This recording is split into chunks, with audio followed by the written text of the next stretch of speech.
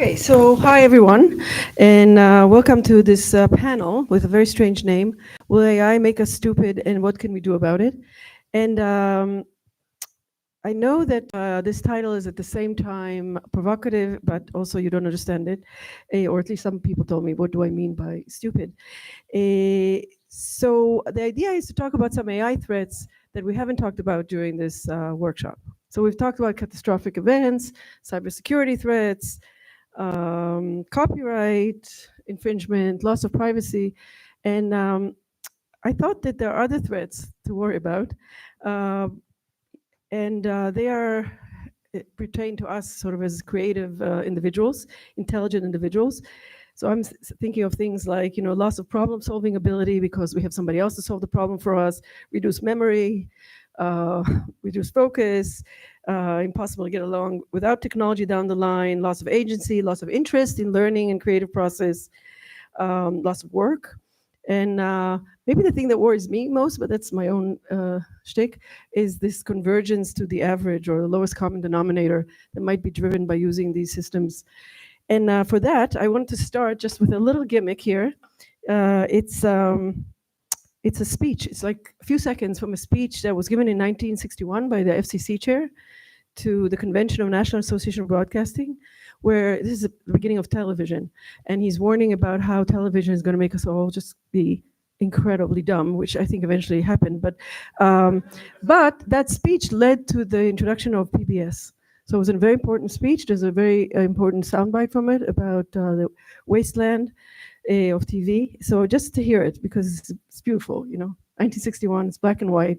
And it's by Newton Minow, who was then the chairman of the FCC. Set when your station goes on the air and stay there for a day without a book, without a magazine, without a newspaper, without a profit and loss sheet or a rating book to distract you. Keep your eyes glued to that set until the station signs off. I can assure you that what you will observe is a vast wasteland. Those two words, vast wasteland, were a reproach and a challenge to television network executives to better use the most powerful tool of mass communication to educate the public and illuminate the issues. When he was awarded the nation's highest civilian honor, the Presidential Medal of Freedom in 2016, President Barack Obama said that while the vast wasteland phrase still echoes, it wasn't necessarily the most important part of the speech. The two words Newton prefers we remember from his speech to the nation's broadcasters are these: public interest. That's been the heartbeat of his life's work. Minow is known as the father of the presidential debate, developing the idea. Because of that speech, public broadcasting started, and to people who are here, and also the copyright discussion by Pam Samuelson, she was talking about adding a public interest component to large language models as a way to even circumvent copyright laws and so forth. Okay, I am going to pass the baton to Ankur, who will be the moderator. Co-moderator. I thought I got demoted. Okay. All right, so I'll be the co-moderator along with Shafi. So what we thought we'd do in the beginning is let's have our 5 distinguished panelists introduce themselves, and they can say a few words about their interest, and we'll try and keep this discussion organic. So I'll take questions from the audience. I have my own questions to ask them. So we might as well we'll start with Maroussia. So if you could set up, because she actually has slides, that'd be great. So please take it away. Thank you. Can you guys hear me okay? The microphone would be great. First of all, congratulations for being up at this time after 4 or 5 days of a workshop. We're going to try to keep it interesting. So let me just get this started. Is the mic on? Yes, this is nice. Make it close. Test 1 2. Test. Okay. How about now? Is this better? Okay, I'm going to try to project. So I'm going to start by saying I don't have a definitive answer to this question, but I want to propose kind of 5 hypos. as conversation starters and see where that takes us. I should also say I'm not a computer scientist, I'm a lawyer, so I come at this with some epistemic humility. So hopefully we can engage in some interesting transdisciplinary thinking on this. Hypo number 1. AI fosters a reductive and deterministic mindset. This is Catherine Payne. She's a housekeeper in Philly. She optimizes her route by keeping an eye on who's leaving their rooms. She's trying to minimize basically moving across floors because these are really heavy carts. But then Marriott implemented a predictive software dispatching her to specific rooms. So now she has to go up and down, all around, and it's much less productive, actually. So she has to work harder. So it's not that AI is making her stupid. It's that it's asking her to work in stupid ways, if you will. This is Compass, the now infamous crime recidivism risk assessment software. Show of hands, how many people have heard of it? A couple of people, great. So it is, of course, much more crude than state-of-the-art AI, but this is what AI looks like when it's actually embedded in people's lives, when it's hitting their reality. So a high-risk classification will land you in jail, so you get to spend more time in the University of Crime, which in turn increases your likelihood of reoffending. So predictions aren't just descriptive, they're actually constructive of future outcomes. And with factors like single-parent upbringing or family criminality, these probabilistic estimates lock people into the circumstances that they were born into and that they have no control over. So this negates our ability to beat the odds, flip the script, start over. So arguably stupid. But what about people who can actually bypass AI systems altogether? So this is where the idea of analog privilege kicks in. When AI systems entail some form of reductive or deterministic approach that can harm people, some, but not all people, can actually bypass them. So on one side, you have fairly crude AI systems imposed on most people with deterministic or reductive outcomes. And on the flip side, you have elites who can use their agency to get preferential human treatment instead. So it's like getting a tailor-made suit instead of a one-size-fits-all suit.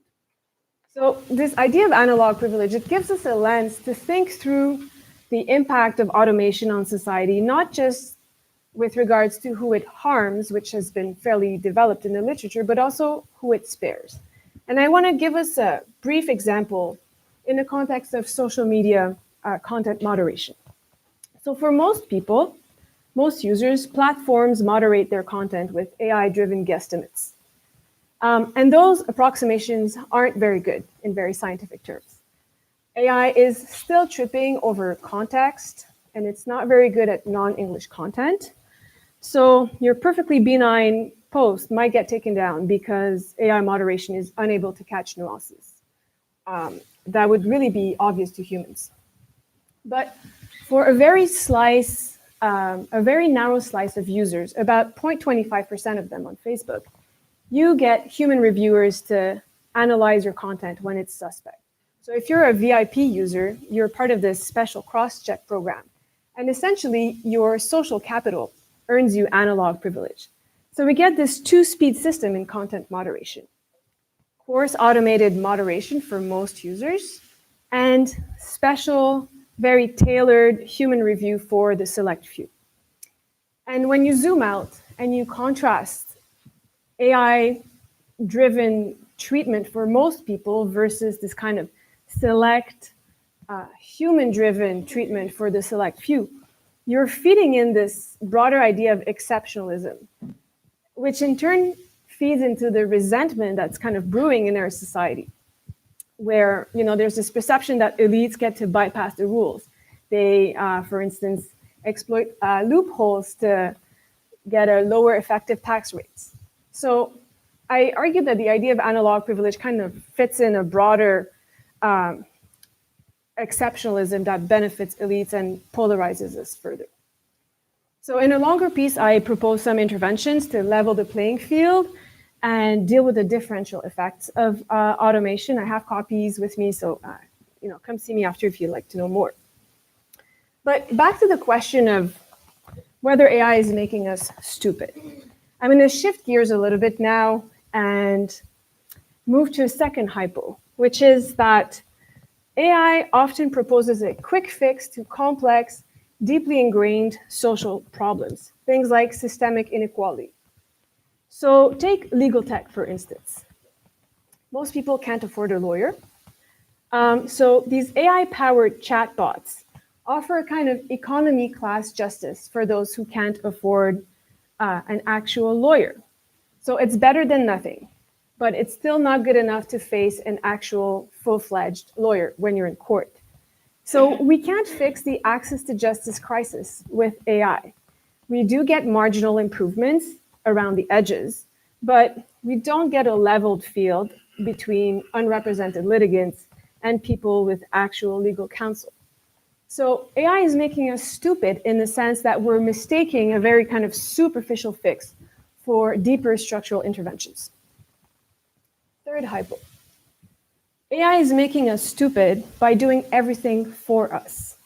It's removing friction by pre-chewing content, explaining things so that we don't have to do the legwork, or doing our homework for us. Basically, we get to skate through life with little effort. Now, adversity builds character. Learning through failure is important. It's our own reinforcement learning, if you will.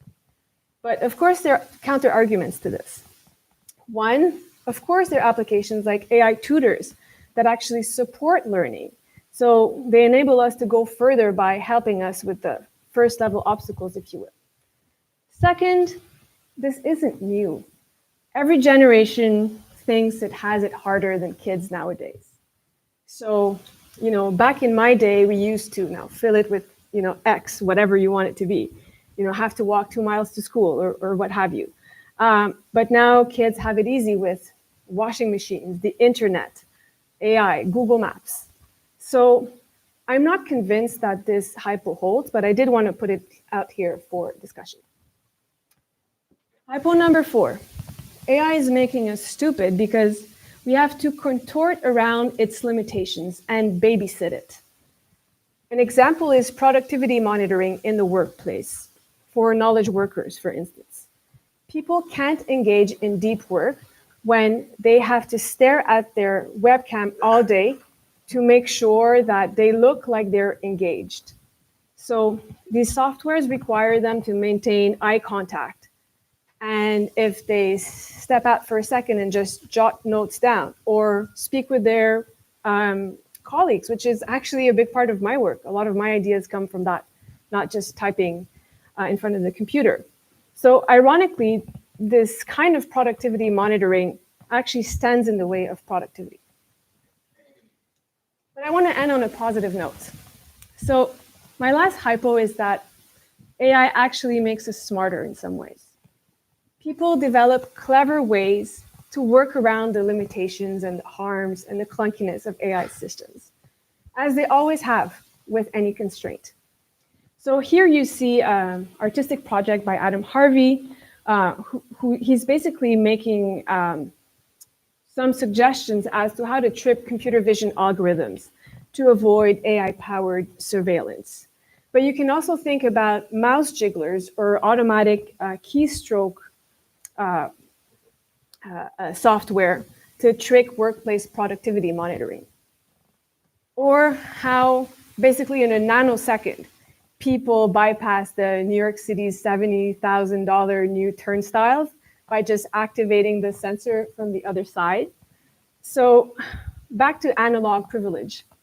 Even when people don't have the option of bypassing AI systems handed to them, they still find ways around them. Because humans are, in my mandatory Bostonian closing note, wicked smart.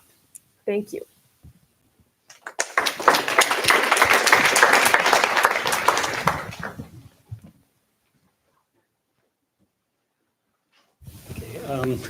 Hi, I'm Omish Fazirani. I'm on the faculty here in Berkeley. So my primary focus is quantum computing, but I've long been interested in computational theories of learning. And with the LLM revolution, it was just too tempting for me to not try to jump into it. I've also always been very interested in education, and so I followed the MOOC revolution very closely, having taught several generations of a MOOC myself.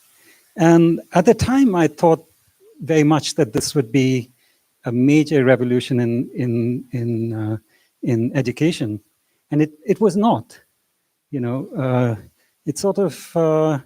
And it was not for many reasons, including the fact that we have many universities, many fine universities that sort of circle the wagons, and the fact that credentialing is so important.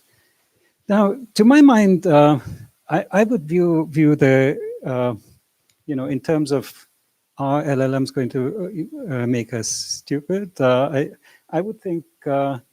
Education is a very big component there, and I think that in my view this might be the revolution we've been waiting for a number of reasons. So I think that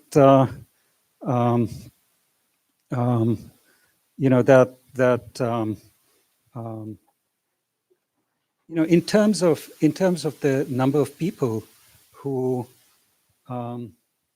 who go into any given field, we have a very small funnel leading up to that field. The number of people who get the basic training, so the people we are picking from is a very small fraction of the people who could possibly be going, trying things out. And if we had the possibility of educating at a very large,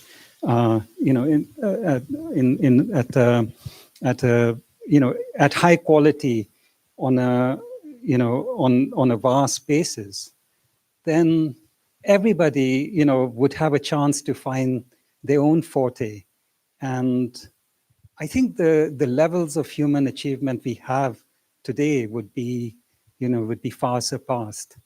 There was this couple of Hungarian schools that produced an incredible number of geniuses, right? So it's really known that you can make a huge difference in levels of education. Now, is this possible with LLMs? So there was I think in fall 2023 there was a course taught at Harvard, their Physical Science 2 course, and for that the instructor set up some some LLM-based tutoring for the students, and they actually did tests. They had different groups for whom they had in-person, faculty-led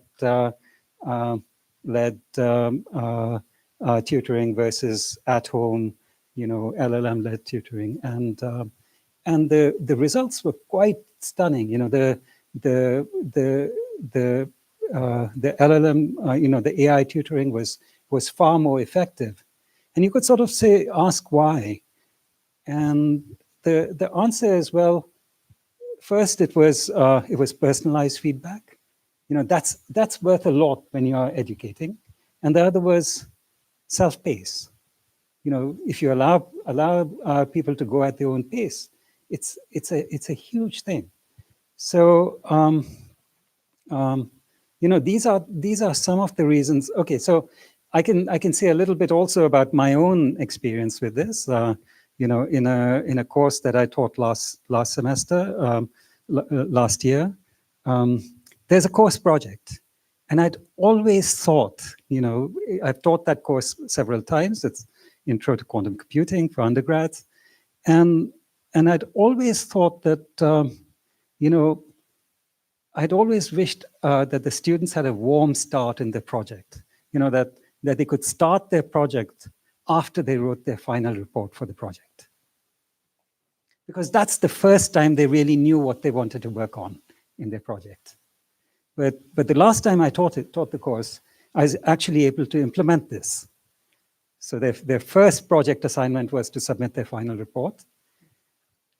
A week later, the assignment was to critique the report, which they did with great gusto because they were critiquing ChatGPT. And then the week after, they actually proposed what they really wanted to work on their project. And what this led to was a huge improvement in the quality of the projects, but also in their satisfaction. You know, the students themselves were so much happier with what they had produced.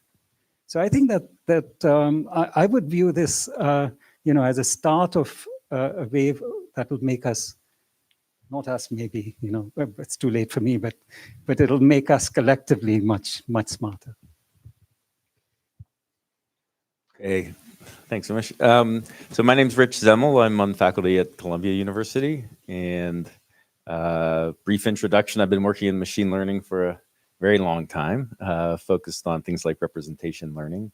And more recently interested in topics like continual learning and lifelong learning, something I find fascinating and interesting setting, both empirically, theoretically, lots of different aspects of it. We've also been doing some work related to the themes of this workshop that's just completing now. One strand of work has been looking at AI regulation and seeing to what extent current regulations apply and don't apply to generative AI systems, and looking at case studies in that. Another bit of work is we have a framework for developing bounds where you could come up with some rigorous proofs on performance of these LLM systems with respect to various kinds of harmfulness. So that's some work related to the topic of this workshop. With respect to the question of the workshop of this panel, so when Shafi asked me, to join the panel on is it making us dumber, my thought turned to our brains and brain science. So I was thinking that a couple weeks ago I was visiting a neuroscientist friend of mine in Arizona, and we were driving to a restaurant, and I noticed he was never using Google Maps, and I said, "What are you doing? You seem like you don't use your phone. I always use it for directions." And he said he never uses it. He says he always wants to exercise his navigation muscles, and he cited a study. Many of you might know this study, an old from a couple decades ago, on taxi drivers in London, that showed that their hippocampi, I guess, were significantly larger than controls, right? So and the hippocampus is one of the things it's supposed to do is responsible for spatial navigation. And it wasn't just a correlation like the people who went into that field happened to have big hippocampi. It's that the correlation with performance, the size of the hippocampus, and also with how many years they were on the job. So it seemed like it was like, practice navigation made their hippocampi larger. And so my friend said that he didn't want his hippocampus to disappear. If you don't use it, you're going to lose it idea.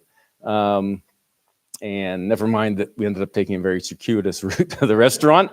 I looked at my map and he was not going the best way. But I didn't say anything.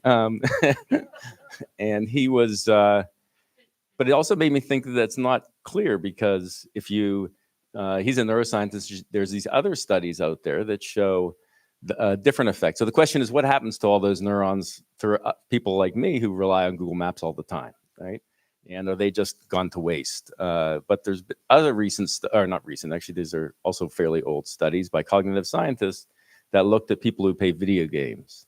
And the idea there was, there's this common notion that, video games will rot your brains, make you antisocial, all those kinds of things. But what they actually discovered was that the people who are expert video gamers had all kinds of, their view of the world had changed. Their skills, that kind of attending to multiple things at a time, paying attention to things on the periphery, how quickly they could react to these, to changing events, were remarkably better than standard controls.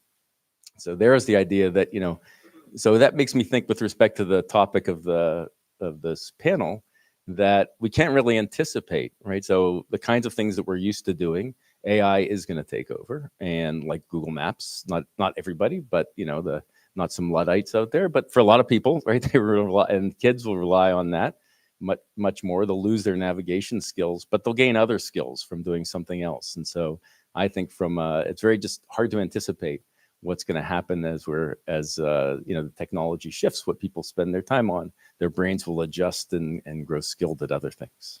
So that's my sense. So, well, I'm Vera Chenov, and I'm from Stanford, and I work with text, ancient text and modern text, and I'm here really as a user and as somebody that uses the chat in the class and AI in general in class, and as someone that decided a long time ago not to tell my students who are already over 18, don't do this, but actually, suggest how to do it and what can we do with it, and just go for the ride, especially because I have no control over it. And so I'll share a little bit of that, but maybe first thing that I want to say is that by the end of the talk, you think that I'm stupid, then it's probably an answer to the question of the panel, because I probably was not stupid when I was hired, and since then I've been using a lot of technology, and here I am. And when I'm thinking about maybe first some of the things that have been said and was really interesting and how they are reflected in my class. So I think that the first thing in terms of elite and equality, and of course, I'm in a place in which at the end of the class, the students should feel that they became even more elite than they were before, because that's why they're there, to be special, to learn more than they could in any other place. But no, I don't think it's always a bad thing. The question is who can get in, right? And even once you get into the class, who's going to get my attention and who I will think is smart? And if am I looking at what happened since I'm getting amazing essays by AI, created by AI, the first thought was everybody is smart because it looks much better than before, because it solves a lot of the issues that I had before, where students would not be able to just present a clear idea, or would not have an idea to present necessarily, and so now it's different. But it makes language becomes, or this kind of language skill become just what they wore to, just a uniform. And while before, immediately the first sentence, I already had some kind of thought about their education or their abilities, their kind of cognitive abilities. Now I have to look deeper. And there are lots of people that are, this is not their native language. I get a lot of students who are not studying comparative literature, but this is the one class they need to take, as in the humanities or something like that. And so people that cannot write well, but have great thoughts and great ideas, I can listen to their ideas now. People that are not native speakers, I can actually read them and assess them in the same way as others. And then, as I said, people that have different kind of brains. I, for example, have dyslexia, and it takes me longer, and this was really great for me to use the chat. So that's something about kind of the equality. And those that are good writers are going to just go for the challenge and do it. If the writing of the chat is good, they're just going to be better. And because they're just start from something else. So I can see that. Okay, so that's one thing. And then a second thing that I would like to say is that then the question for me now is, what do I need to teach? You know, if their students are, if the AI is reading the text, analyzing the text, and presenting an opinion, then, you know, what kind of homework can I give and what do I need to teach? And I think that the first thing that I need to teach is how to not, and then I'm going to the most important thing for me that Shafi said, and that is the agency. How to keep your agency, because as long as you have agency, you're thinking, and as long as you're thinking, we didn't lose our thinking. And so the first thing is, you know, how can I learn also the AI, what it can do, how it can help me, and so on. And I'm constantly, everything that I ask my students to do, I first check what can the AI do, and then I'm thinking, okay, so what is the next thing that my student can do with that? And what should I ask the AI? Even if it means that, for example, I don't ask just to summarize something, I ask, how do you connect this with what happened in the class yesterday? So suddenly you need to connect things to the world in a different way, and so on. So I'm teaching them. I wouldn't say teaching. We're learning together how to do it. But right now, I want a one-page essay to be much better than it was before. I want the student to be able to know what kind of questions to ask, what to feed the AI, look at it and not just take the first thing that they got, but to ask for edits, ask for changes. Ask the question differently so they get different options and choose the best one. So there's a lot of thinking going on here. And at the end, the AI for my students right now is an assistant. And I think, and also what we call in Hebrew, a chevruta. It is somebody that they learn with. It's a dialogic kind of, you have a dialogue in every step, and keep the dialogue, don't be passive. So this is kind of my first way of changing my classes. The second way is quizzes, tons of quizzes, pen and papers again. We're back to that because that's the only way I know exactly what you know. So learn any way you want, read whatever you want, but come to me, to the class ready to answer things, you know, with your computers closed. It's funny, when I tell students to close their computer, they open their phone. They don't realize that. Okay, so that's the second thing. And then I would say that if I'm taking the long view, and I'm looking at somebody who's been looking at civilization from its beginning, and what we think is the beginning of civilization is writing. Of course, it's not, right? But that's what writing became so important for us, that this is the beginning of civilization. But for a very long time, speaking, listening was a huge thing in civilization, and people had incredible abilities to listen. They were able to listen, summarize, recite, do so many things. Their brain could do so many things with listening. Right now, maybe you're already getting bored of, and already cannot listen because I don't have any slides, and it's not a TED Talk, and we're so used to a certain way, and everything needs to lead to something else, and we cannot just take the pearls from things or whatever. So we lost our ability to listen. And I'm not a person of technology, but if you ask, but I can speak. So I'm going to say that I think that our world is moving towards a culture of listening. Look at the amount of audio and speech that is being read to you all the time. We're moving there, and we don't have the tools. We lost these tools.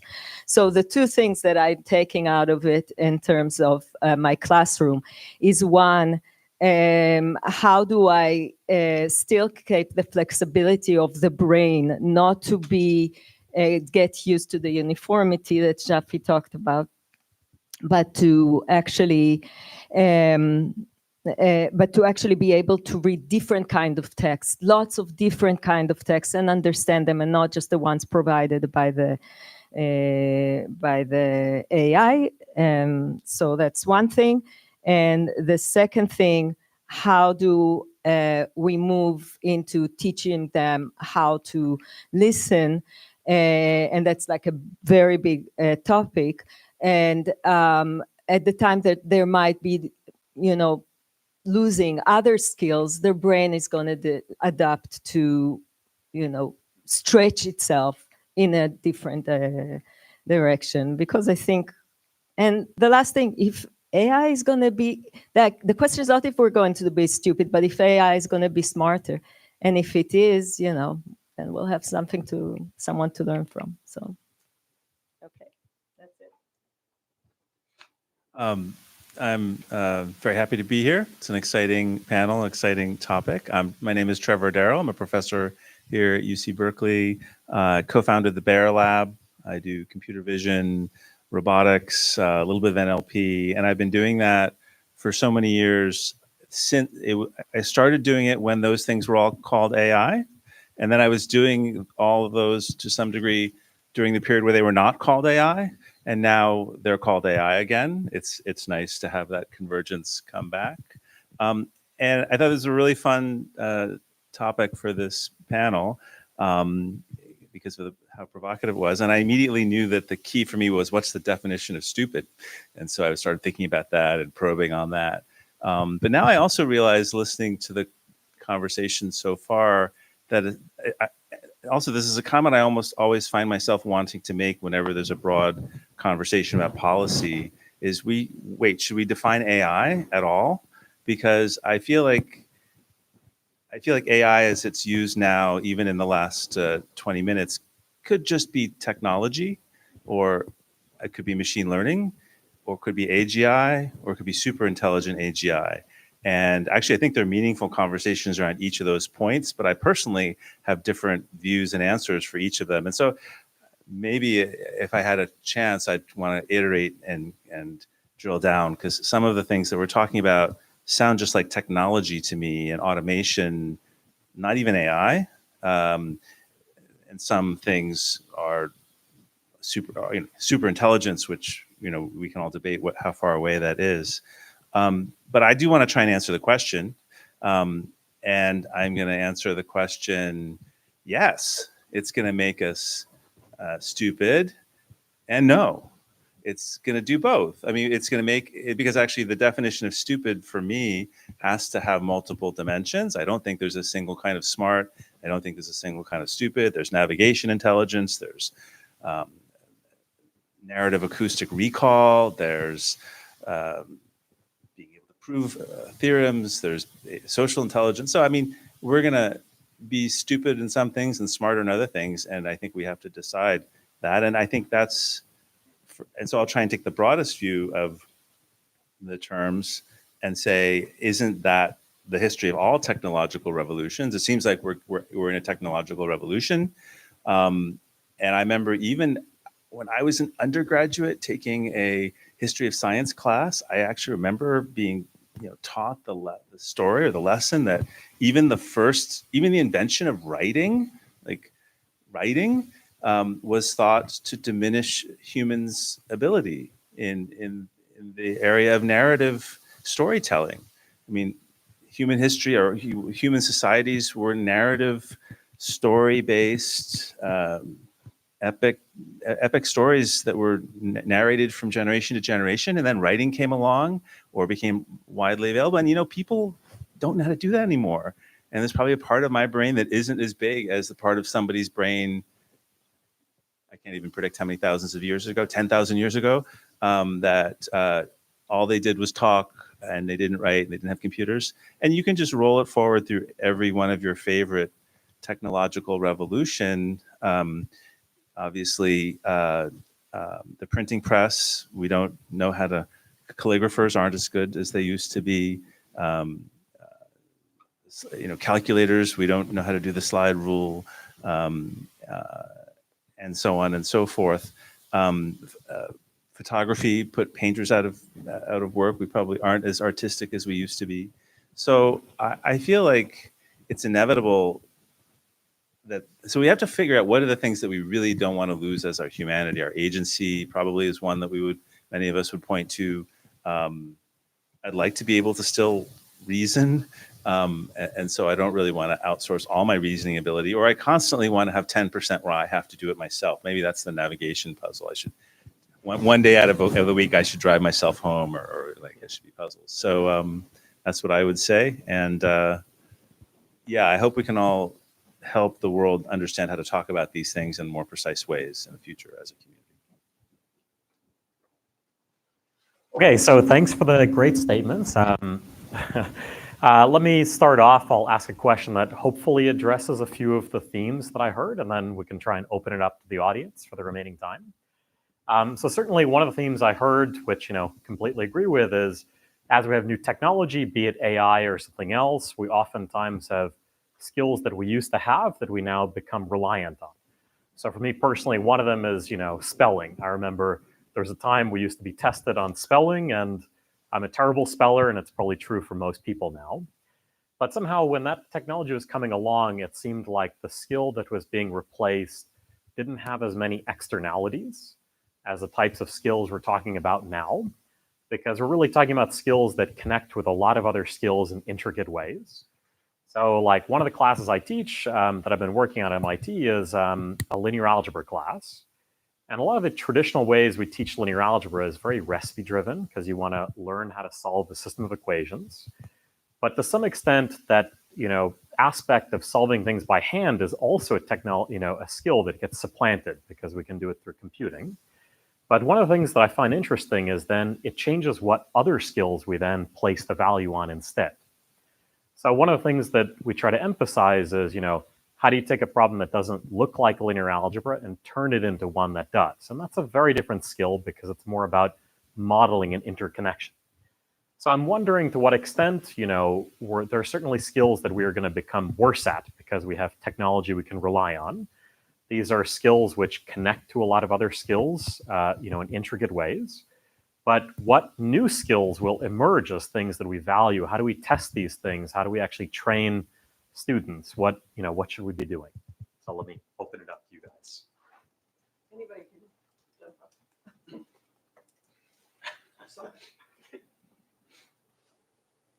Someone's got to answer that. The university will still exist in the future? No. Let's punt on that issue. But I mean it concretely. When we have, it's kind of like when I'm teaching my daughter math, I don't tell her about the existence of a calculator just yet, because once she knows about, that a calculator can solve all of these things, maybe, that stops being a motivation for her to learn those skills. But inevitably, students at college age are going to rely on these things. There's almost nothing we can do to really prevent them from using it for essays, for a lot of the things that we ask them. So how does that change how we test them? How does that change like our rubrics of what kinds of skills we're trying to build towards? It sounds to me like there are two different issues here. One is the asymptotic situation where let's assume that AI far surpasses us, and then where does our motivation come from? And the other is in the interim, there are many different skills that maybe we valued a lot, maybe we didn't. It was just annoying for us to have to rely on them, and now we don't. Giving up the calculator was never a difficult thing for me. And I don't think it was probably very difficult using a calculator was never a very difficult thing. In the sense that not having to compute by hand was never a big burden. It was just it frees you up to do other things. But there are some examples that come to mind. So for instance, chess has become extremely popular of late, possibly because of the pandemic, because people were forced to sit at home and they take up games. but I think there's probably another aspect of it, which is that you can play a computer. You know, you don't have to find somebody else to play against, and the computer will match you in your level, and you can rapidly progress in this way. So I have a lot of friends who've gotten into it, but also school kids are really into it. The number of school kids who've started playing chess is very large. But it also comes at a time when humans have no hope of beating a computer, I mean, the best computers, right? So that says something about humans. You know, we like to do things not necessarily because we are the best at it. You know, we just like to do it because we like to do it. You know, it's playing is fun, and you know, that's so asymptotically, maybe that's our future. You know, that you know, we'll do things because we enjoy it. People still enjoy riding horses, even though it's not necessary for transportation. They still enjoy, some still enjoy painting, even though it's no longer necessary for visual depiction. There are other technologies that are much more scalable. And I mean, most of us live in a world where we're used to the idea that there are lots of other people who are smarter than we are who exist on the planet. And it isn't a challenging worldview. And so if some machines are also as intelligent as some of those smart people, or they're smarter than me in some things, I don't know that it's going to change the way I relate to the world that much, as long as my ability to have agency and autonomy and resources doesn't change at all. So I guess that's what I worry about in society. How do we make sure that, you know, we still ensure that for people?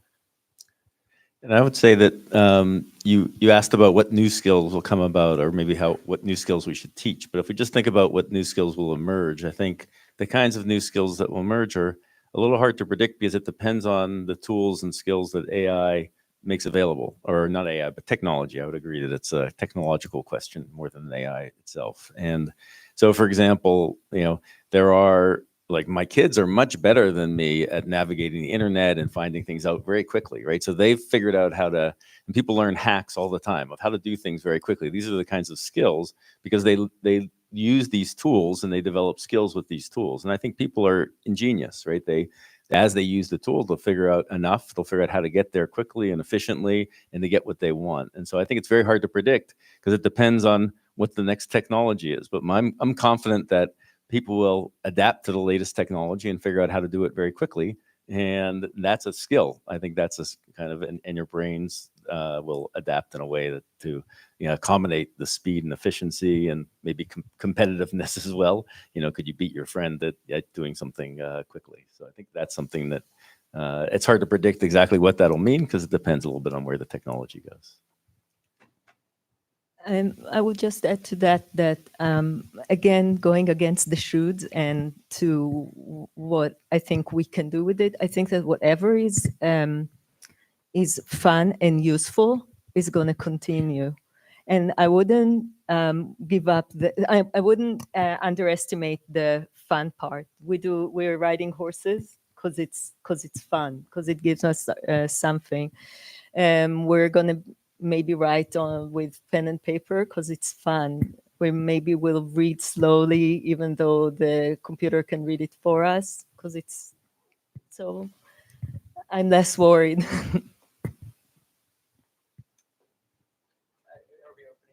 Yeah, let's open it up. Oh, sure. Very obvious. I think this is true for probably everyone except the people in this room, meaning that not like the general public, so to speak, doesn't think in terms of probabilistic estimates. So they're going to have to start integrating that into our mindset. And that's a kind of paradigm shift that is going to be needed for people to be able to kind of wield these systems or be able to work with them. So yeah, just a simple thought. So there was, on the topic of fun and how, it's still fun to ride horses, even if it may not be useful. There was another panel earlier this week where one of the panelists mentioned that, they were post-career, and so like it was fine if they didn't have to be useful. It's fine to sort of have fun. And I wonder, like, if that reasoning, maybe it's like, how should a young person think about their usefulness, in the world with AI? Yeah, maybe. Yeah. Yeah, I thought that was career advice.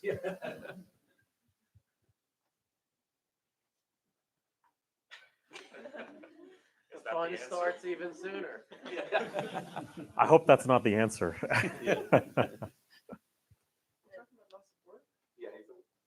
lots of jobs, like lots of. Or loss of purpose. Yeah. I mean, if I can venture some things, I think that premium human treatment will always be important and will be even more important now. So as long as these systems don't work, don't fully work, aren't fully functional, like we still have a gap, as I understand it, between, how humans can do things versus how machines can do them. Of course, it's not true everywhere, like radiology, all that stuff. But I'm going to fall back on like the lawyer example. So I think people are going to pay even more to have an actual lawyer, because that edge is going to be really important. So I don't think that all is lost for young people. I think it just means I don't know if I'm old or young really, but it just means that, it might be more competitive, but the need for human professional advice is going to be all the more important. Think about emotional intelligence. Like, one of the jobs of a lawyer, good lawyering isn't just about crafting the best argument. It's about how you present yourself in court. It's about your track record, your reputation, in unsavory terms, your brand. And that isn't something that right now AI systems can approximate. Yes, maybe they can develop a reputation long term if they become really accurate, if they win all the cases. But for now, there's a clear advantage to securing human legal counsel. So I guess I'm telling you to become a lawyer. I'm not sure. Actually, if I may, back when the printing press was invented, around the 15th century. So for a couple of centuries after that, the demand for handwritten books shot up greatly. And the reason it did was there was, many more people could read now because pamphlets and books were widely available. But on the other hand, it took a long time before the printed word exceeded in quality, with respect to these beautiful handwritten, hand-bound books. And so that became a real, something extremely desirable. I'm sorry. Today we don't have handwriting books as much anymore. So time, metaphor thing. No, it won't last. Probably won't last. Well, you may have, but the fact that for me it was very surprising that after the printing press there was not just a market for handwritten books, but it boomed for a couple of centuries. But eventually it died out. So maybe after AI will still be fine for some time, but then eventually. Eventually, yes. No, yes. It's like we Is that all? Oh, yeah. So thank you for all the statement, very fascinating. So my personal biggest worry is actually at the lower education level. I think a lot of my colleagues are adapting, for people learning how to write, and whether the teachers can adapt as fast as you guys, and what the AI research can do to retrain the next generation of teachers so that they can use it as a system effectively, especially for vulnerable kids when they don't have the guidance at home. It's just so easy for kids just don't learn how to write at very low level, not the college level. That's not my worry. And is there anything the AI community can do so that it doesn't take too long for us to figure it out, how to best use these tools to help the younger kids when they might lose the ability to develop intellectually, because writing is about organization. It's about a lot of basic skills. So I want to hear what the panelists think about what can be done there. I don't know what can be done because I'm not in AI, but I can say what I would like to see when I get students, what I want the schools to, I would have liked, them to get in schools. And I think that one thing is probably prolonging as long as possible the use of technology to give them some time before that. And to and the second thing is to make them super comfortable with the technology so they don't come to the university and they have to go to take computer science classes because they never got them before and you need them in the world. But rather than that, they come already where they're ready to think about what can be done with technology and text, what can be done with technology and psychology, what can be done. So, and I think this will change completely the whole issue that we have now with the humanities. So I would say, I'm saying two opposite things. One, to prolong the time without computers and just teach the basics, and then to give them what they need. And so I think that what was brought up before applies to this to some degree, which is AI tutors are going to get better and better, and they'll be I think the time will come where they're very good at teaching kids how to read and kids how to do things in a way that's better than current teachers do it. And so I think that could happen and probably will happen, but on the flip side of that is that could put people out of work, and that goes back to the questions about work. So it's a bit of a paradox, as an AI researcher, should we be kind of deliberative in what we work on, in the sense that if we work on certain things, it'll have benefits like AI tutors that could open up for lower education or lower income kids, at the same time eventually leading to loss of jobs. And so I think it's a real struggle I have sometimes about which problems to work on, because you can think that they're going to have positive benefits potentially, but also, certainly some negative consequences.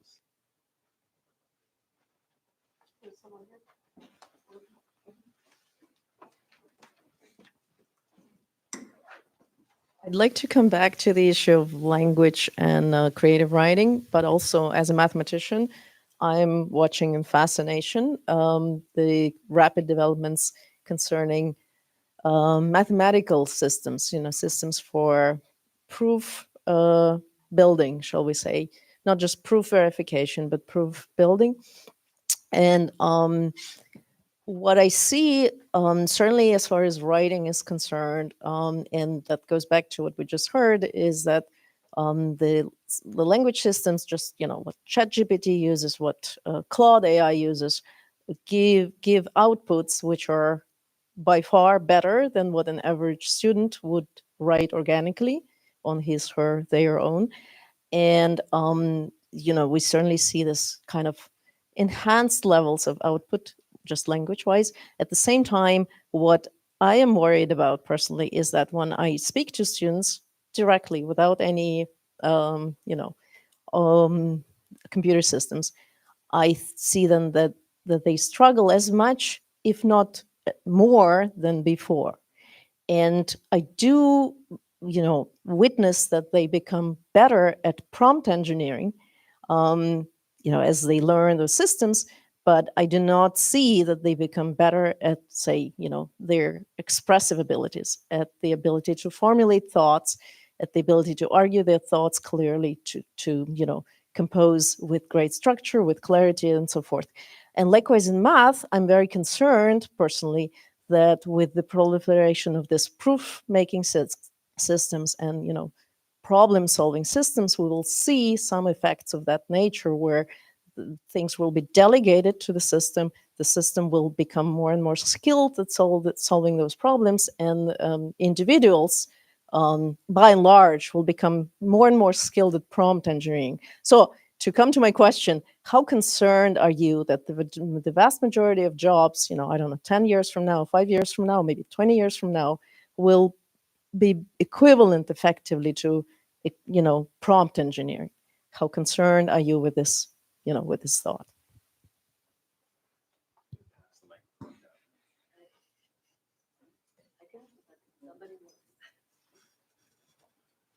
First of all, I cannot solve anything in that at all. Besides, really the basics. So that shows you like how technology already. And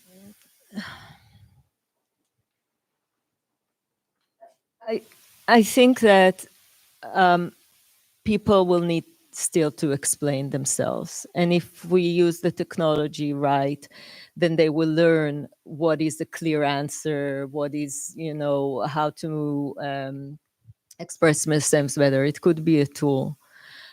Somehow I'm not worried that people will lose this ability if our expectations will be higher.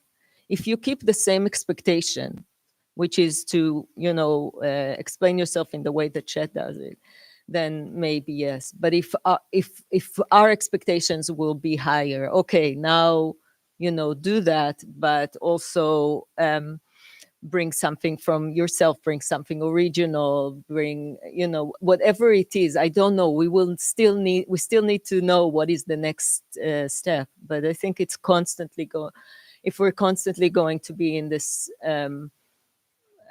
place of keeping our expectations higher, then it will turn into a tool rather than the end. Actually, if I may say something about maybe it's not prompt engineering, but it's prompt engineering for it's finding the correct interrogation for Google. So I've been quite surprised, by some of my students, postdocs, former students. We've been working on things, and they find something, some lemma, some interesting theorem that, and I asked them, how did you ever know to look for something like this? Something that was extremely useful. I had no idea where one would ever even find it. Did they read so many papers? And more times than I can, than I would have imagined, it came from asking the right queries to Google. Searching on Google, adapting, and so on. And they had skills that I would really love to have those skills of prompt engineering, so to speak, in a generalized form. And so, to me, this notion of being skillful at that seems like a great thing to have. Hi.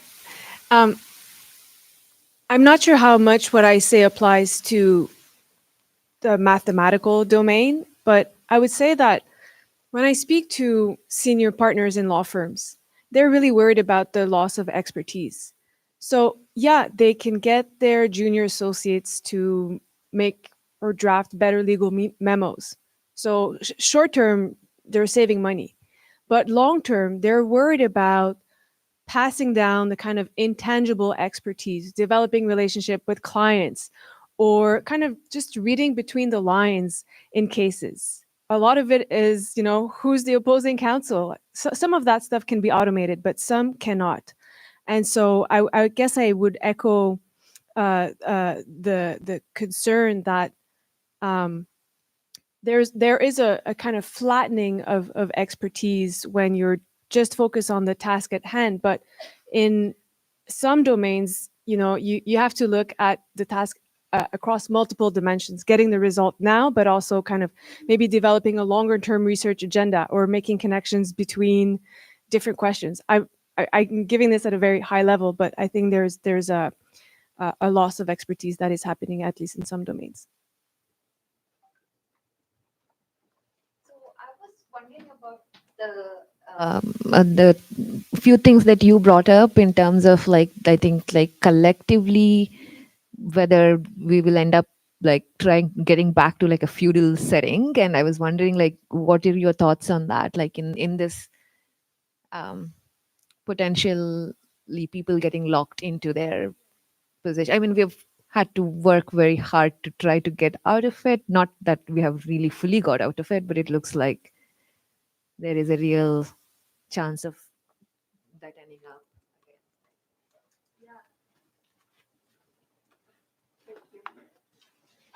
Well, I didn't come up with the idea of techno-feudalism, but it's a thing that people talk about. I would say that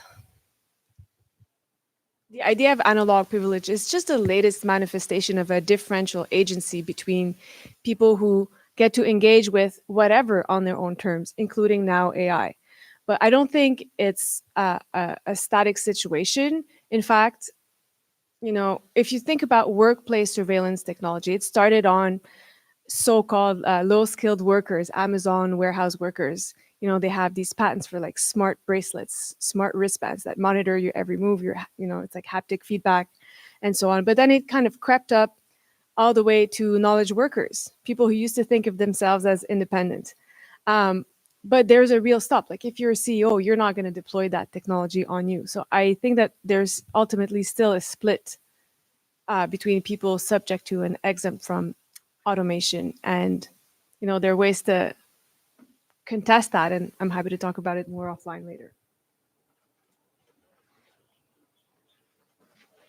So we're slightly over, so let's do one more question with Raluca, and then we can take more questions offline, but please close us out. All right. It's quite funny because I remember I was the first speaker as well in this. I think it's kind of all very symbolic, in this, in this workshop. So it's all very... so I really like the notion of talking about expertise because, having expertise in a field is what makes us be successful in that field and area. And that's an argument maybe against AI. But really, I'm thinking, is it really that difficult for AI to, to achieve this expertise? How do we achieve it? For example, lawyer or whatnot. Sometimes we learn from interaction with a more senior person, right? Sometimes we learn from different situations. Now, the thing is that, look at all these companies that are online, like Zoom sessions, right? A lot of those meetings now are recorded, right? So imagine now all the meetings being recorded between, something more with expertise and somebody more junior. Like at least we record absolutely every meeting. Then all the chats being recorded, everything. So all those sessions when somebody more senior passes on expertise to someone more junior could be recorded. And AI is able to think about all these modalities of video, chat, doesn't care. So why wouldn't AI be able to acquire expertise as well? I think it can. I think it can acquire expertise in pretty much every area that humans can. So then what? Then we won't be experts anymore. Then what? Then what happens to us? Are we then stupid? In the short term, there's clearly quite a boom in the opportunity for discovery in a variety of cases with all these meetings being recorded. Like I can't imagine why companies would want to record all these meetings. But I think there's definitely AI will have social intelligence. It will have the nuance. I mean, if we're talking about the AI that we may be able to deploy in 5 years or 10 years, or I don't know, maybe OpenAI will drop it in a month. I don't think there's a huge difference between being able to summarize poetry and being able to notice that you're nodding your head at me in a way that indicates we're communicating with each other. And we just haven't had data at scale to train those models. Shiri, I think, gave a talk today or yesterday. I hope she presented some of those models that she's been working on. So yeah, to get to the question of, I mean, all technological revolutions have increased wealth disparities over the history of humanity. And I think we're probably going to experience that now. And I think that underlines much of the discourse. I guess you can call that inherent tech. Is that a technology's problem or is that society's problem? Rarely does humanity want to not have technology despite that issue. So it behooves all of us to try and mitigate that the best way we can. I don't have a magic bullet for that. If anyone does, I'll hand you the microphone.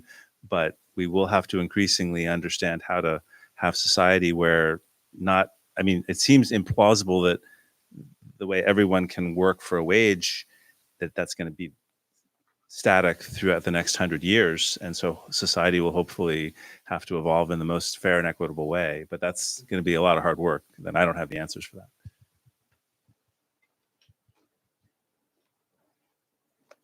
Okay, so let's thank the panelists, and thanks also for coming to the workshop. My